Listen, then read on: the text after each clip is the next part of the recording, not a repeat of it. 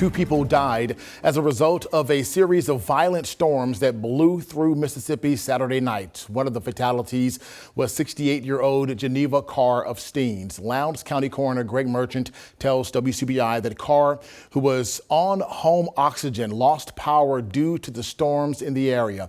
She called 911, but when the ambulance and first responders arrived, they found her unresponsive on the side of her vehicle. Our Charity Johnson spoke with Carr's son and the emergency management director. She joins us in the studio. Charity? Yes, when the power goes out, those who rely on oxygen machines have a limited amount of time before it's too late. I spoke with the EMS director about ways to prepare medical equipment during a storm and a family member over the phone who lost his loved one this past weekend. Tommy Carr says his mother loved to feed animals near where she lives. And she loves animals, so she would feed them deers and them birds and them possum, the raccoons. She feed every wild animal that comes out of the woods to eat up. She leave food out for them. Tommy Carr says his mother, Geneva Carr, was a good-hearted person. Unfortunately, she passed away early Sunday morning after losing power due to Saturday night's severe weather. Carr says he believes his mother's oxygen tank died while she was asleep. You know, she was having a hard time breathing, and that's when she called 911, and but the ambulance didn't get there in time.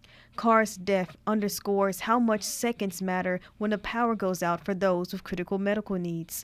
Cindy Lawrence, the emergency services director for Lowndes County, says preparing home medical equipment by making sure everything is properly charged is as important when preparing for a storm. We make preparations, just like we make preparations for, the storms, where we're going to go, the safe room. The same thing we have to do when it comes to oxygen is to make sure that we have a portable that's available that we can carry and go with us. Lawrence says she meets with home health nurses during the county storm preparation meetings.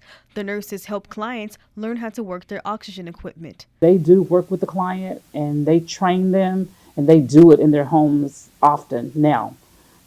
Make sure they know how to transfer from the electrical to the portable. Lawrence also encourages family members or other caregivers to learn how to use the tanks. Carr says his mother had a backup portable tank that was in the car charging. He says his mother could have been trying to get to it when the paramedics found her. I'm thinking she was trying to get to the porter oxygen, I believe, and she just didn't she was just right beside the car and just fell out. In a statement, the Mississippi Public Service Commission says this heartbreaking incident serves as a distressing reminder of the vulnerabilities faced by many residents during extreme weather conditions. MPSC also encourages checking on neighbors and loved ones who are vulnerable or have critical health challenges during a storm.